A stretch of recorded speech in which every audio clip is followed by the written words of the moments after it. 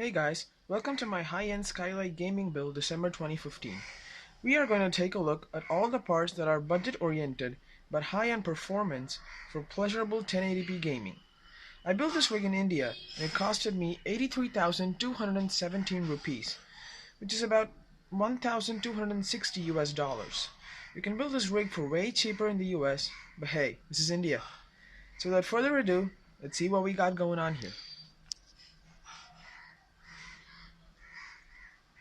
At the heart of this build is an Intel Core i5-6500 Skylake processor clocked at 3.2 GHz and turbos up to 3.6. Games don't make use of hyper-threading anyway, so I don't have a Core i7 going on here. The CPU is great at gaming, and I don't have any bottlenecking at the AAA games I threw at it. Most of the games do not need a frequency more than 3.6 GHz, but the chip can be overclocked if needed. I would not recommend a speed of more than 4 GHz at 1.5 volts. This also handles day-to-day tasks with breeze and is generally a fast and powerful CPU belonging to the latest generation with people on a budget. Moving on, in the background we have the motherboard. This is an Asus B150 Pro Gaming D3. It's based on the B150 chipset. It has almost all the bells and whistles of the Z170 chipset, but with a cheaper price tag overall. The socket is an LG 1151.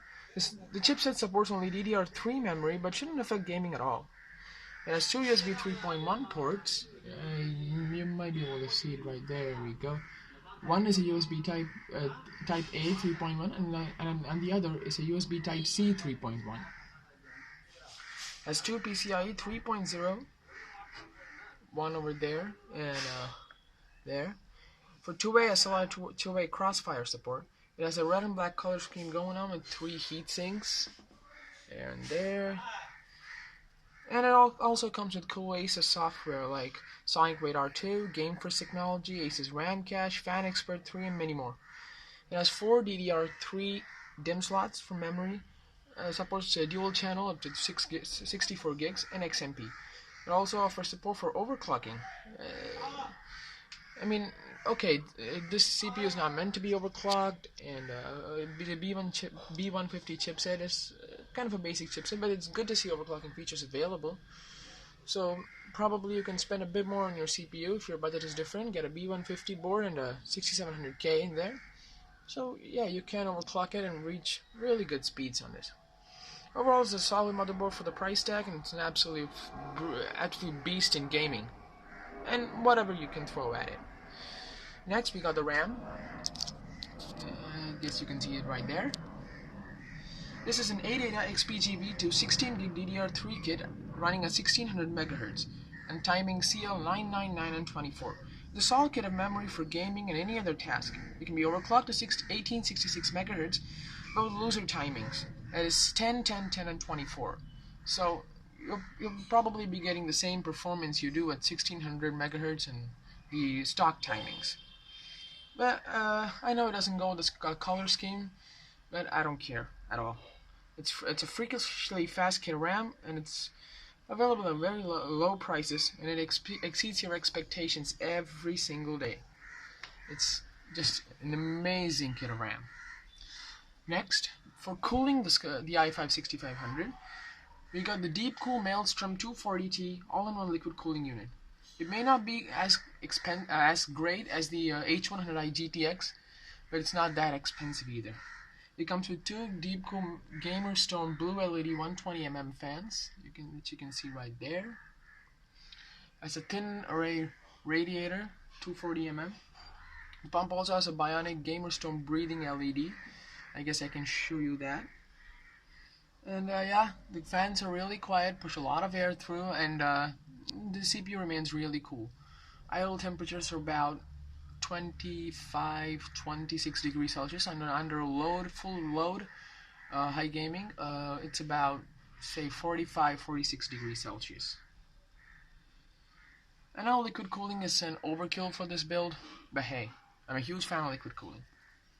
Coming down here, I have the TP-Link PCI Express 300 Mbps Wi-Fi card.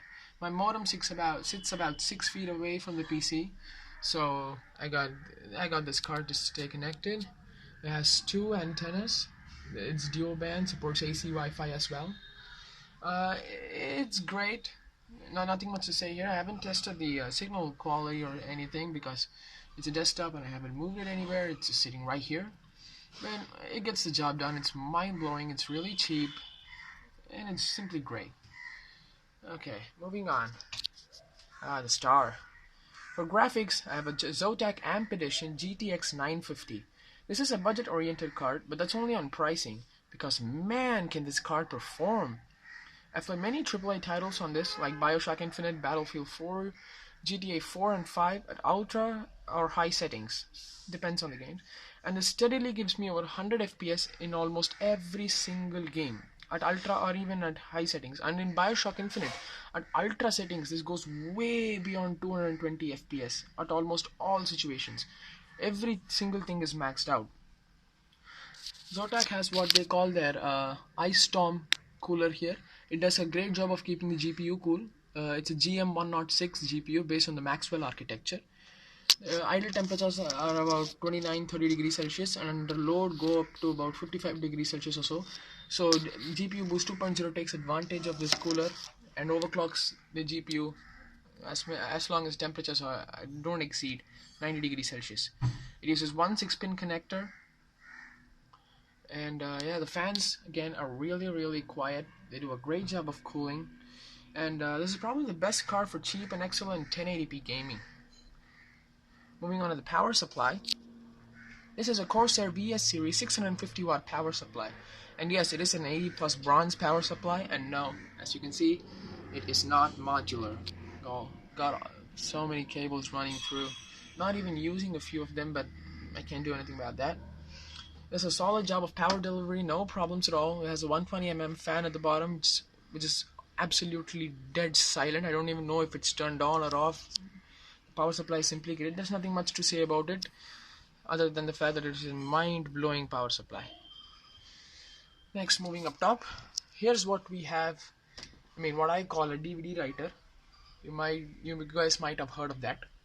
Call me old school, but I don't care. A rig, according to me, however high-end it may be, is not complete without an optical drive. It's an Asus 24X DVD writer. I know many people don't even use optical drives these days, but I'm a huge fan of them, and I prefer installing my operating system using an optical disc rather than a USB drive. Next, moving down here for storage. I'm not sure if I can get this out. That's all I can do, sorry. Hope you guys can see that. It's an ADATA SP550 Premier 120GB SSD.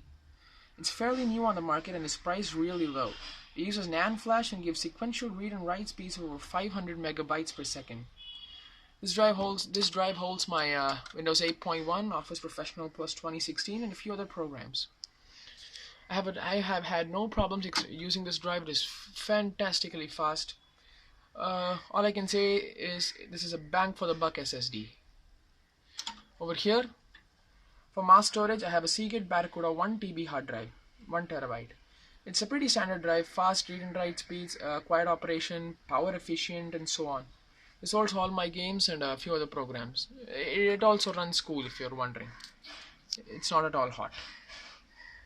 And on the side panel here, I have two Deepcool XF120mm fans. This one throws air directly at the graphics card to keep it extra cool, and this one just randomly brings in air for the radiator fans to use them and suck it up. They're good and really cheap fans. As you can see, they're actually really cheap, and yeah, they run quiet, do a great job of cooling. Yeah, it's a very good they're a very good pair of fans. And yeah, last but not the least, the case. This is wait just a sec. Yeah, there you go. This is a Corsair Carbide Series 400R mid-tower ATX case. I know it's an old case, but it's still a cheap and excellent option. This case offers tons of space for whatever you want to mount. It can fit ATX, micro ATX, and with a little bit of adjustments, even eATX motherboards. It has 8 expansion slots. Go ahead, count them for yourself. It can also fit 4 dual GPU cards with ease. Not at all problem. It has 4 5.25-inch toolless drive base. As you can see, I have no screws for the optical drive. 4 5.25-inch toolless drive base. 6 toolless hard drives. Also slots, mounting holes for 2.5-inch drives. Just get that in. It's not in properly. Yeah, there we go. For the front I/O, power button with power LED, hard drive activity LED, 2 USB 3.1 ports, microphone in, headphone out, FireWire, like anybody uses those these days, reset button, and an LED on-off switch for the two 120mm white LED fans in the front, intake fans. They're Corsair fans, gray fans, silent, bring a lot of air in. Yeah, they're pretty standard fans. And what else do we have here? Oh yeah, and it also has 10 fan mounting locations. That's 1, 2, 3, 4, 5, 6, 7, 8, 9, and 10. It also can fit two 240mm radiators, one on top there and one over here. Yeah, it comes with a rear exhaust fan. It's a 3-pin fan, and so are the ones on the front, but I don't think that's gonna matter. They just get the job done, I suppose. It also has a grab handle over here for easy transportation, very sturdy handle. And for more clearance near the motherboard, this also has a light protrusion, as you can see, and so do the side panels over here. I'm not sure if you can see that. I'll show it to you in the view. And yeah, I guess that's it. That sums up my build. Like my video if you liked it. Dislike if you disliked it. Leave a comment below if you want to give me any suggestions, or maybe throw in your ideas or whatever it may be. Thank you for watching, and please subscribe. And sorry, I forgot to mention one point. The motherboard also has LEDs for the naming over here, and the Supreme FX sound chipset. Let me just show you that. There. Hope you can see that. Now we're done. Thank you for watching.